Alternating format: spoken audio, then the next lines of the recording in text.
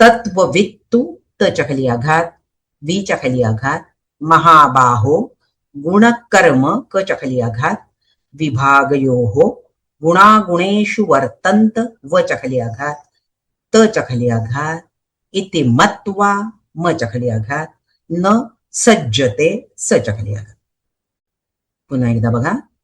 तत्ववित्तु तच्या खाली आघात, वीच्या खाली आघात, महाबाहो गुणकर्म कच्या खाली आघात, विभागयोः गुणागुणेषु वर्तन्त वच्या खाली आघात, तच्या खाली आघात, इति मत्वा मच्या खाली आघात, न सज्जते सच्या खाली आघात.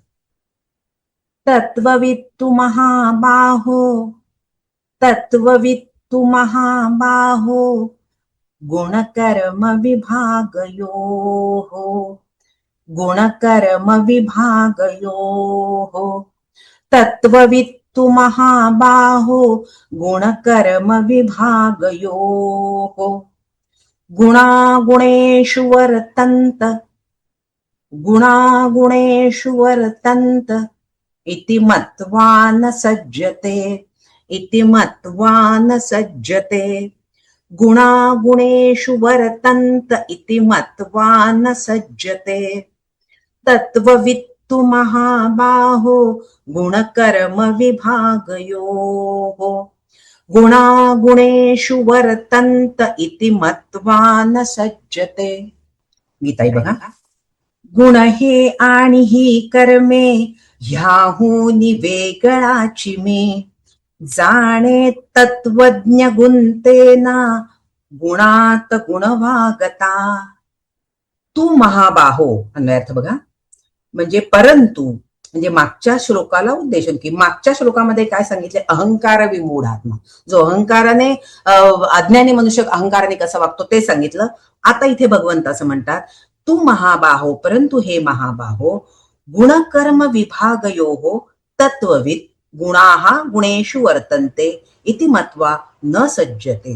म्हणजे गुण कर्म विभागयोः, गुण विभाग आणि कर्म विभाग यांचं तत्व जाणणारा तो तत्वविद असा तो ज्ञानी मनुष्य गुणागुणेषु वर्तन्ते, म्हणजे गुणच गुणामध्ये वर्ततात, म्हणजेच गुणच गुणामध्ये प्रवृत्त होतात. हे जाणून इति मत्वा न सज्जते, हे जाणून आसक्त होत नाही. कशात आसक्त होत नाही तर प्रकृतीमध्ये आसक्त होत नाही. जे हे जाणतात, काय जाणतात, जे ज्ञानी गुण विभाग आणि कर्म विभाग यांचं तत्व जाणतात ते म्हणजेच प्रकृतीमध्ये गुणच गुणांचा व प्रकृतीमध्ये गुणांचाच खेळ चालू आहे, गुणच गुणामध्ये वावरत आहेत, हे जाणतात. म्हणून ते त्या प्रकृतीमध्ये आसक्त होत नाही. हे भगवंत इथे सांगतात की अशा प्रकारे ज्याला हे समजतं की प्रकृतीमध्ये त्रिगुणात्मक जी प्रकृती आहे आणि तिथे या तीन गुणांचा खेळ चाललेला आहे. पण इथे शब्द कसा वापरला, गुण कर्म विभाग योग. आता गुण विभाग आणि कर्म विभाग यांना म्हटलंय. गुण विभाग कशाला म्हणायचं तर याच्यामध्ये तीन जे गुण आहेत, सत्व रज तम, हे प्रकृतीचे गुण आहेत. त्या म्हणजे संपूर्ण सृष्टी आहे त्रिगुणात्मक. म्हणून आपल्या शरीरामध्ये काय आहेत, हे पाच आहेत ना, पंचमहाभूत, म्हणजे शरीर, पंचमहाभूतांनी शरीर बनलंय आणि शिवाय मन बुद्धी अहंकार हे आहे, म्हणजे अंतःकरण चतुष्टय आहे. म्हणजे एकूण प्रकृतीची 24 तत्व मानली. पुढे 13व्या अध्यायाचे सगळं येणारच आहे की अशा प्रकारे कर्मेंद्रिय ज्ञानेंद्रिय त्यांचे विषय मन बुद्धी चित्त अहंकार हे सगळं काय आहे, हे सगळं गुणमय आहे. याला म्हणतात, याला शास्त्रामध्ये शब्द असा आहे गुण विभाग. ही सगळी जी 24 तत्व सांगितली आहेत ही सगळी गुण विभागात येतात. आणि कर्म विभाग काय आहे, कर्म विभाग म्हणजे काय की ही जी ज्ञानेंद्रिय आहे आणि ही जी कर्मेंद्रिय आहेत यांच्यापासून ज्या क्रिया होतात ती सगळी त्या सगळ्या क्रिया कर्म विभागामध्ये येतात. मग ज्ञानेंद्रियांची कार्य काय आहेत, काय ज्ञानेंद्रिय करतात, म्हणजे बघा आपण ऐकण्याचं काम, म्हणजे आधी मुळामध्ये आपल्याला सगळं माहितीच आहे की आपली ज्ञानेंद्रिय कोणती कोणती आणि त्यांची जे कर्म आहेत, ऐकणं पाहणं वास घेणं चव घेणं हे सगळं काय, स्पर्श करणं, ही सगळी ज्ञानेंद्रियांची कर्म आहेत. तसंच कर्मेंद्रियांची काय आहेत, चलन वलन करणं, हातपायांचं काम काय आहे, ती सगळी बोलणं किंवा प्रजोत्पत्ती, उत्सर्जन, ही सगळी कर्मेंद्रियांची कार्य आहे. मग अशा प्रकारे ही कर्मेंद्रिय काम करतात, ज्ञानेंद्रिय काम करतात. त्याच्याबरोबर मन, बुद्धी हे काय करतात? मनाने आपण काय करतो? संकल्प करतो. बुद्धी काय करते? बुद्धी ही विचार करते. योग्य काय, अयोग्य काय, हे सगळं बुद्धीमध्ये चालतं. म्हणजे आणि अहंकार काय करतो? मन, बुद्धी, चित्त, अहंकार. चित्त म्हणजेच काय? चित्त अनुसंधान करतं. आणि अहंकार काय करतो? अहंकारामुळे अभिमान निर्माण होतो. मग आता या सगळ्या क्रिया कर्म विभागात येतात. म्हणजे गुणविभाग सगळी कर्म घडवून आणतात. म्हणजे थोडक्यामध्ये आहे, खूप डिटेल वर्णन आहे. थोडक्यात समजायचं काय, की प्रकृतीमध्ये हे सगळं चाललंय. प्रकृतीमध्ये गुणविभाग आहे आणि कर्म विभाग आहे. आणि याच्यामुळे या सगळ्या गोष्टी शरीरामध्ये घडत असतात. सगळेजण आपापली कामं करत असतात. आता ही गुण आणि क्रिया हे सगळं काय आहे? हे परिवर्तनशील आहे ना, बदल होणारच आहेत. या सगळ्या आहेत. म्हणजेच काय? परिवर्तनशील म्हणजेच काय? पदार्थ उत्पन्न होणार आणि नष्ट पण होणार. कुठलीही क्रिया आरंभ पण असतो प्रत्येक क्रियेला आणि शेवट पण असतो. म्हणजे आरंभ होणार आणि समाप्त पण होणार. हे ज्याला समजलं आहे तो ज्ञानी. प्रत्येक बाबतीत हा योग्य तो अनुभव त्याला होत असतो. या गोष्टी म्हणजे मगाशी मी म्हटलं तसं, प्रकृतीमध्ये ह्या सगळ्या गोष्टी होणारच आहे. ज्याला जन्म आहे त्याला मृत्यू आहेच. ज्याला जो लहान शिशु आहे तो कधी ना कधी मोठा होणारच आहे. या सगळ्या गोष्टी आपोआप प्रकृतीच्या धर्माने होत असतात. हे ज्याला समजलंय तो काय आहे? तो अलिप्तपणे साक्षी भावाने राहतो. या कुठल्याही गोष्टीमध्ये काय असतो? तो इन्व्हॉल्व होत नाही, माझं माझं म्हणत नाही. तो अलिप्त भावाने सगळ्या गोष्टी करतो, साक्षी भावाने करतो. त्याला तिथं असं म्हटलंय तत्वविद, जाणणारा.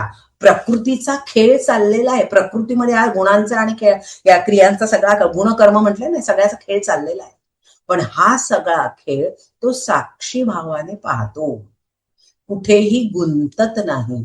आता गुंतत नाही म्हणजेच काय? आपण सगळीकडे अनासक्ती नाही. याचाच अर्थ एक उदाहरण बघूया. घरात छोटस उदाहरण बघा. आपल्या कॉलनीमध्ये समजा खाली मोठं ग्राउंड आहे. त्या ग्राउंडवर मुलं खेळतात. सर्व वयोगटातली मुलं खेळतात. मोठी आहेत, 10-12 वर्षाची आहेत, 5-7-8 वर्षाची आहेत, छोटी पण मुलं आहेत. आणि आजोबा लोक तिथे बऱ्याच वेळा तिथे बसलेले असतात. आणि ही मुलं दंगा करतायत, ओरडाआरडा करतायत, काही मुलं शांतपणे खेळतात. सगळ्या क्रिया तिथे चाललेल्या आहेत. पण एखादे आजोबा असे असतात की आपल्या नातवाला घेऊन तिथे ग्राउंडमध्ये खेळायला आले. मग ते खेळ जेव्हा मुलं खेळत असतात तेव्हा ते गंमत म्हणून त्या खेळामध्ये काही मुलं ओरडाआरडा करतात, काही मुलं लबाडपणा करतात. मग बॅटिंग जरी असली तरी माझी बॅटिंग दुसऱ्याची बॅटिंग काढून घ्यायची. हे गोष्टी सगळ्या ग्राउंडवर चालतात. म्हणजे या गोष्टी आजोबाही बघत असतात, सगळेच बघत असतात. पण जो आजोबा साक्षी भावाने पाहतो, अरे लहान मुलंच आहे, चालायचंच, मारामाऱ्या करणारच, भांडाभांडी करणारच आहे. मग ते फक्त त्या जागेवरून खेळ बघण्याची काम करतात किंवा गंमत म्हणून तो खेळ पाहत असतात. दुसरे जे आजोबा असतात ना, ते आपल्या नातवंडामध्ये इतके इन्व्हॉल्व असतात की त्या मुलाला जरा काही झालं की त्यांच्याबरोबर हे ओरडाओरडा करायला लागतात. नाही नाही, चुकलंय तुझं, त्याच बरोबर आहे, त्याच बरोबर आहे. त्याला काय म्हणतात? आपण त्या खेळामध्ये इन्व्हॉल्व होणं. आपल्याला तिथे काहीही गरज नाहीये, त्या आजोबांची तिथे काही गरज नाहीये. तर त्यांनी खरं त्या कट्ट्यावर बसून खेळ पाहायला पाहिजे.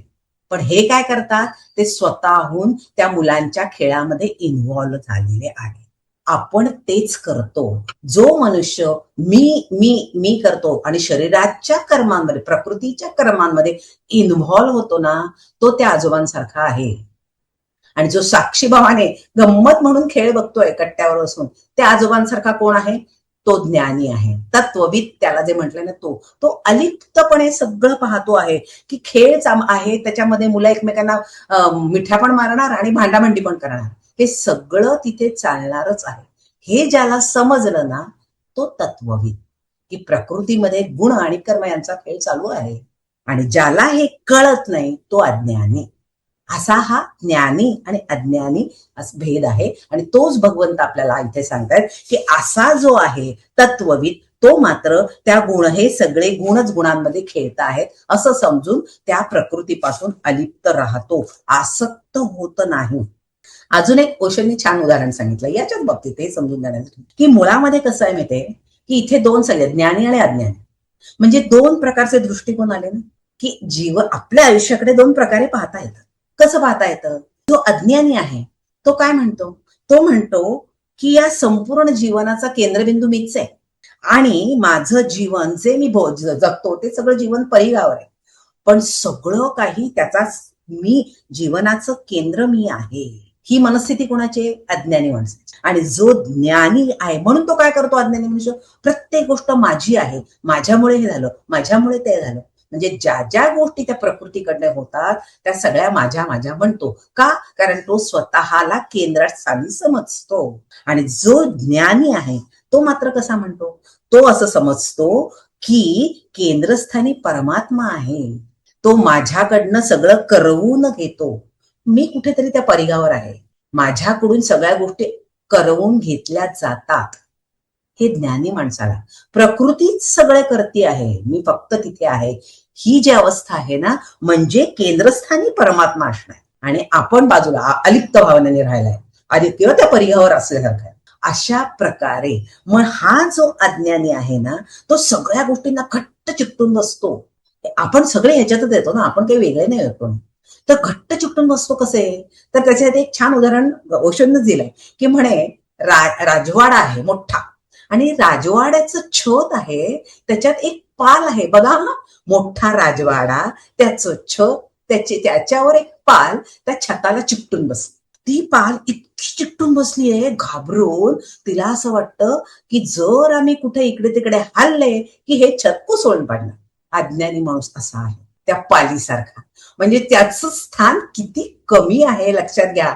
हे सांगण्याचा उद्देश आहे की या संपूर्ण विश्वामध्ये आपण कोण आहोत, पण तरी सुद्धा आपली अवस्था त्या पालीसारखी आहे, घट्ट चिकटून बसलेलो आहे आणि आपण नाही तर काही होणारच नाही या भावनेने आपण कसं वागत असतो याला म्हटलंय की अशा प्रकारे आपली कर्म आहेत. आणि तत्वविद जो ज्ञानी आहे तो कसा? तर तो मगाशी सांगितलेला की तो सगळी कर्म परमात्मा माझ्याकडे करून घेतो असं म्हणतो. ज्ञानेश्वर असं म्हणतात की ते देहाभिमानी सांडूने गुणकर्मे ओलांडूने साक्षीभूत होऊनी वर्तती देही. हे असे असतात. देह म्हणजेच की काय? की देहाभिमान, देहाचा अभिमान तो सोडून गुण आणि कर्म याच्या पलीकडे जे चैतन्य तत्व आहे त्या जाणीवेत तो असतो. साक्षीभूत होऊनी, त्या म्हणजे मी म्हणजे ते चैतन्य तत्वासारखा साक्षीभूत आहे. ते सगळं या देहाचा अभिमान टाकून दिलेला आहे. देहामध्ये ह्या सगळ्या घडामोडी होत आहे, पण मी कसा आहे? तर मी साक्षी भावानी आहे. साक्षीभूत होऊनी वर्तती देही. तर देहामध्ये वावरत असतात, देहामध्ये असतात, देहाने व्यवहार करतात, पण देहामध्ये साक्षीभूत भावाने राहतात. त्यांच्यामध्ये कुठल्याही प्रकारचा अहंकार नसतो. ते मगाशी सांगितलेले आहे त्या आजोबांप्रमाणे सगळा खेळ साक्षीभूत होऊन पाहतात प्रकृतीचा. आता हेच भगवंत अर्जुनाला दुसऱ्या अध्यायात सांगतात ना, म्हणून तू काय कर अर्जुना, निस्त्रय गुण्यो भव अर्जुन, त्रिगुणांच्या पलीकडे जा, त्रिगुणातीत हो.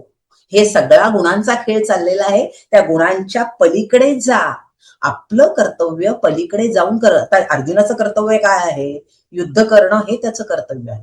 पण युद्ध करताना तू कसा हो? निस्त्रय गुण्यो भव अर्जुन, त्या त्रिगुणांच्या पलीकडे जाऊन कर्म कर. अशा प्रकारे हे जे आहे ना, देह सोडून तर राहता येत नाही, देहामध्ये राहायचं, पण कर्म कसं करायचं? तर ते अहंकाराला सोडून करायचं, साक्षीभूत भावाने. माझ्याकडून हे कर्म भगवंतानी करवून घेतलं हा भाव आहे ना तो असला पाहिजे. आपण तोंडाने म्हणतो पण प्रत्यक्ष आपला तो भाव असतो का? नाही. आपल्याला माहिती असतं बरोबर, अंशतः अहंकार का होईना असतो. फार अवघड आहे हे सगळं. म्हणजे अहंकार सोडून हे करणं अवघड आहे. पण गीता आपल्याला काय सांगते, त्याचा अभ्यास आपण करतो की अशा प्रकारे जमू शकतं का नाही, संतांना जमू शकतं, हळूहळू जमू शकतं, पण मुळामध्ये आपण कोण आहोत हे कळलं तर. आता म्हणजे आता बघा, देहात राहून, देह सोडून कर्म करता येत नाही, देहात तर राहावं लागतं. त्याच्यासाठी रामकृष्ण परमहंसाने एक खूप छान उदाहरण दिले. ते दृष्टांत असं देतात, बघा नाव जी असते ना, नाव ही लाकडाची असते, तर नावेला ती नेहमी नाव ही पाण्यातच राहायला पाहिजे. नाव जर पाण्यात राहिली नाही तर ती तडकते, आणि मग ती तडकली म्हणजेच काय, ती तुकडे म्हणजे लाकूड खराब होईल आणि ती वाया जाईल. पण एक लक्षात घ्या, नाव ही पाण्यात राहायला पाहिजे, पण पाणी मात्र नावेमध्ये राहता कामा नये. तसं माणसाने संसारात राहायला पाहिजे, पण संसार त्याच्यामध्ये राहता कामा नये, हे सांगितलंय याच्यामध्ये. आपण संसारामध्ये राहतो, गुंतून पडतो, त्याच्यासाठी हे उदाहरण दिलंय. कसं पाहिजे, संसारात राहा पण अलिप्त भावनेने, नावेसारखं पाण्यात राहायचं पण अलिप्त भाव, आतमध्ये पाणी शिरू द्यायचं.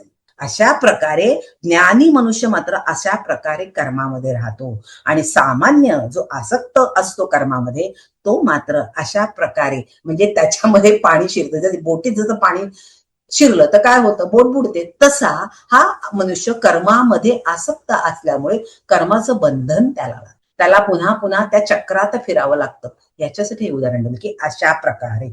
आता पुढं असं म्हटलं की गुणागुणेषु वर्तन्त, गुणांचा खेळ चाललेला आहे. आपण मगाशीच बघितलं की हा शब्द जो मुळात आहे की संपूर्ण विश्व हे त्रिगुणांनी बनलेलं आहे. आता त्रिगुणांनी बनलेलं आहे हे कुणी म्हटलंय, सांख्यशास्त्राचा हा विचार आहे. सांख्यशास्त्रामध्ये असा विचार मांडलेला आहे की संपूर्ण जग हे 3 गुणांनी बनलेलं आहे, आणि तो विचार भगवद्गीतेने, म्हणजे भगवद्गीतेने जो विचार मांडला आहे तो सांख्यशास्त्रातला विचार आहे. त्याला धरूनच गीता इथं सांगते की सांख्यशास्त्र असं म्हणतं की संपूर्ण सृष्टी ही त्रिगुणात्मक आहे. म्हणजे हे 3 गुण जे आहेत, जे मगाशी आपण वैशिष्ट्य पाहिले, तमोगुण, रजोगुण. तमोगुण म्हणजे जडता किंवा स्थूलता, असा आकार जे निर्माण होतात ते तमोगुणामुळे होतात, किंवा रजोगुण म्हणजे गतिमानता, हे बघितलं. सत्वगुण म्हणजे ज्ञानमयता, हे पण आपण बघितलं. हे प्रत्येकात आहे, प्रत्येक माणसामध्ये आहे, प्रत्येक पदार्थात आहे, प्रत्येक म्हणजे जे जे सृष्टीमध्ये आहे त्या प्रत्येकात. म्हणजे मग पशु असू देत, कीटक असू देत, दगड असू देत, प्रत्येकामध्ये हे 3ही गुण आहे. फक्त त्याचं प्रमाण कमी जास्त असतं. कधी तमोगुण, रजोगुण, सगळ्यात जास्त सत्वगुण हा माणसामध्ये आहे बरं का. सत्वगुण हा माणसामध्ये जास्त इतरांपेक्षा, आणि सगळ्यात तमोगुण कोणामध्ये जास्त तर दगडामध्ये. म्हणून कधी कधी रागवून म्हणतात ना, दगड आहेस नुसता, असं रागवून पूर्वीच्या काही म्हणायचंय. गुरु शिक्षक सुद्धा वर्गात म्हणायचे, दगड आहेस नुसता, काही तुला कळत नाही. म्हणजे काय, हा तमोगुण खूप वाढलेला आहे, जडता ज्याच्यामध्ये जास्त आहे तो दगड, अशा अर्थाने. तर आता इथं गुणागुणेशी, याबद्दल आपण बोलतोय की अशा प्रकारे सगळ्या गुणागुणेशी वर्तन्त, याचाच अर्थ सृष्टीतले सगळे व्यवहार या गुणांनीच होतात, याला म्हणायचं गुणागुणेषु वर्तन्ते. आता गुणांमुळे सगळे व्यवहार कसे होतात, याच्यासाठी वीरने एक छान उदाहरण दिलं. ते म्हणतात की बघा, सकाळी म्हणजे आपण म्हणतो की सूर्योदय झाला, सकाळ उजाडलं, सूर्य उगवला, याचाच अर्थ सूर्य उगवल्यानंतर काय होतं, प्रत्येक जण आपल्या कामामध्ये जातो. माणसं ऑफिसला जातात, पक्षी घरट्यातून बाहेर पडतात, प्रत्येकाचा बघा कमळं उमलतात. निसर्गामध्ये जे जे काही बदल होतात ते सूर्योदय झाल्यानंतर होतात. म्हणजे प्रत्येक जण कामाला, बघायचं म्हटलं तसं मुलं शाळेत जातात, म्हणजे प्रत्येक जण आपापल्या कामाला लागतो. त्यांना कोणी सांगितलंय का, चला आपापल्या कामाला लागा, नाही. प्रत्येक जण प्रेरणेने त्यांच्या स्वभाव गुणांनुसार आपापल्या कर्माला लागतात किंवा कामाला लागतात. मग ते कर्म करण्यासाठी प्रेरक शक्ती कोण आहे, सूर्य. सूर्य सांगतो का तुम्हाला की पक्ष्यांना की चला आता घरट्याच्या बाहेर जा, अन्नधान्य शोधा, माणसांना सांगतो कामाला जा, नाही सांगत. तो फक्त साक्षी भावाने आहे. पण सूर्य उगवला की प्रत्येक जण आपापले व्यवहार सुरू करतो. म्हणजेच काय, गुणांचा धर्म त्यातून प्रकट होतो. गुणागुणेषु वर्तन्त, गुणांचंच वावरण आहे, गुणांचा धर्म प्रकट होतो, आणि सृष्टीतले सगळे व्यवहार अशा प्रकारे होत असतात, आणि या 3 गुणांचा एकमेकावर सतत परिणाम होत असतो. आता अजून एक उदाहरण बघा की बघा, आंब्याची कोय शेतात पेरली, आंब्याची कोय पेरली की त्याला आंबेच येणार, प्रकृतीचा गुण आहे. आंब्याला आंबे येणार, आंब्याला फणस येणार नाही. मग हे कुणी सांगितलंय? म्हणजे थोडक्यामध्ये आपोआप या गोष्टी होणार त्यांच्या स्वभावधर्मामुळे. फणसाला फणस लागणार, आंब्याला आंबा लागणार, म्हणजेच काय, त्यांचा विकासक्रम निश्चित आहे. आपण फक्त काय करतो, पेरण्याचं काम करतो, की शेतामध्ये आंब्याची कोय पेरली, त्याच्या पुढचं जे विकासन आहे किंवा डेव्हलपमेंट जी होणार आहे झाडाची, ती आपोआप सृष्टीच्या नियमानुसार होणार आहे. याला म्हणायचं गुणगुणाशु वर्तंत. गुण विकासक्रम निसर्गता होणार आहे. किंबहुना आपलं उदाहरण बघा, आपण भूक लागली, अन्न खाण्याचं काम केलं, तोंडात घास घातला, इथपर्यंत आपण काम करतो. त्याच्या पुढे अन्नाचं पचन कसं होणार आहे? शरीराचं का आपोआप होत आहे.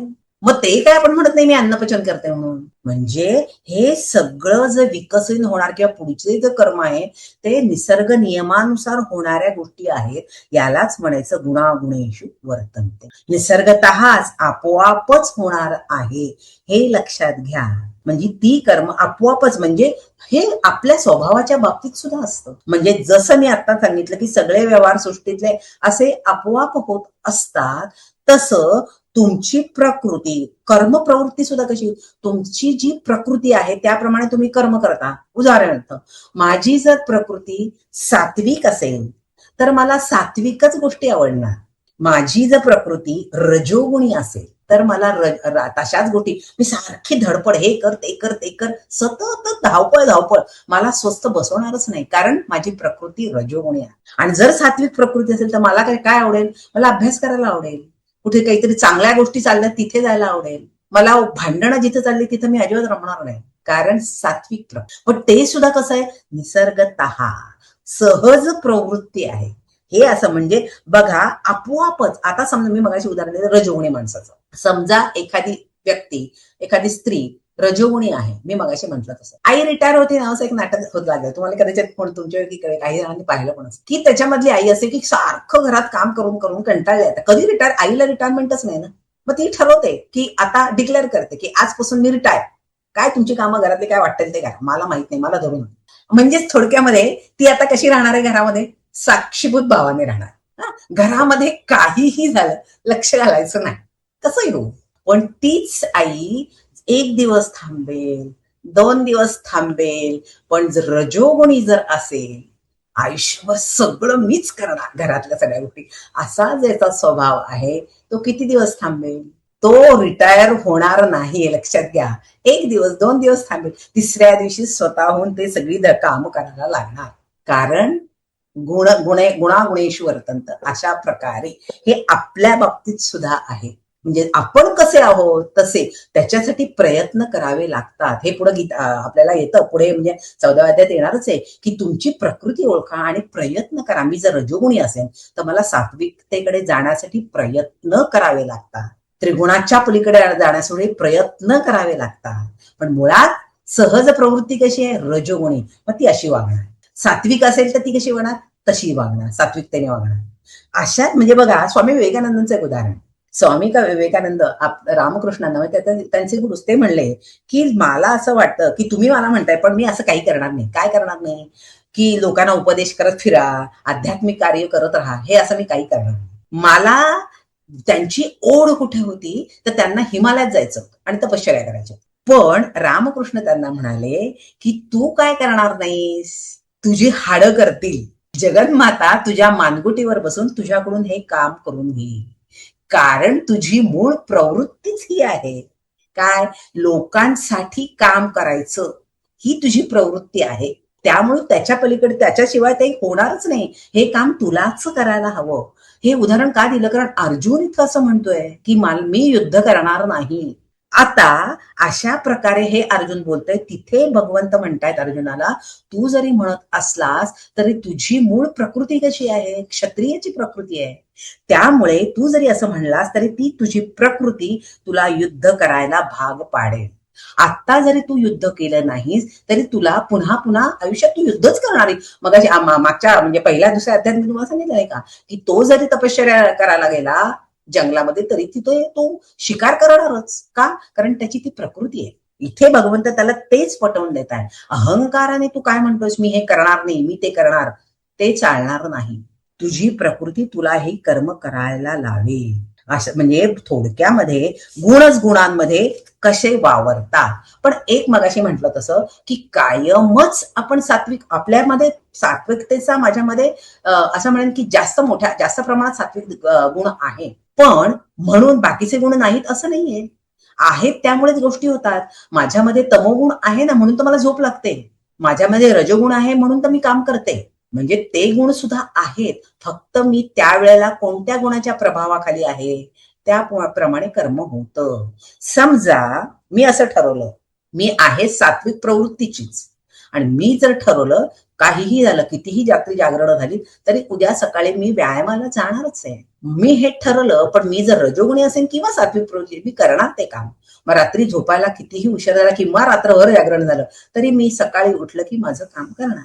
पण तेच जर मी तमोगुणी असेल किंवा माझ्यामध्ये रात्री जागरण झाले, सकाळी गजर झाला की नाही नाही आपल्याला जायचंय बरं का व्यायाम करायला, पण मी जर त्यावेळेला माझा तमोगुण वाढलेला असेल तर म्हणे जाऊ देणार, एक दिवस नाही केला तर कुठं बिघडत, उद्या करू, म्हणजे करणारी मीच आहे.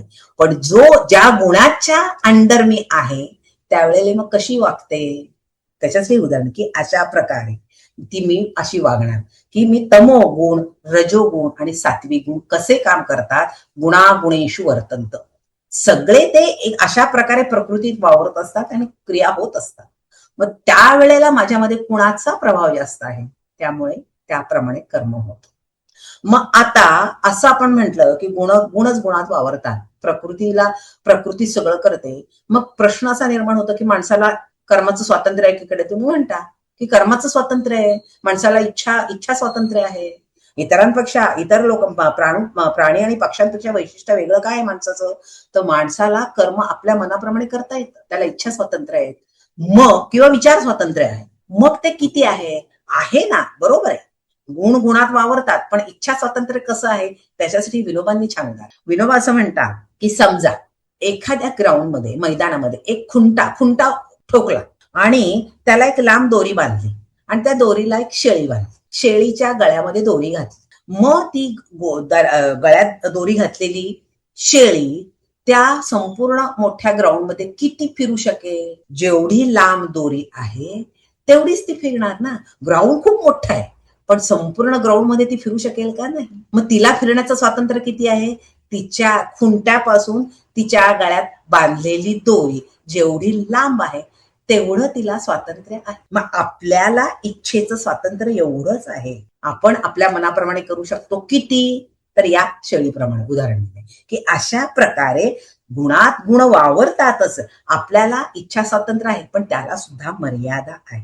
आणि अशा प्रकारे इथे भगवंत सांगतात, ज्याला हा खेळ कळला प्रकृतीचा तो कधीही या गुणांमध्ये आसक्त होत नाही. गुण विभाग आणि कर्म विभाग यांचा खेळ प्रकृतीप्रमाणे प्रकृतीत चाललेला आहे आणि साक्षी भावाने मी आहे हे त्याला कळलेलं असतं, म्हणून तो त्या गुणांमध्ये आसक्त होत नाही. मग तो ज्ञानी कसा वागतो ते आता पुढच्या श्लोकामध्ये बघूया.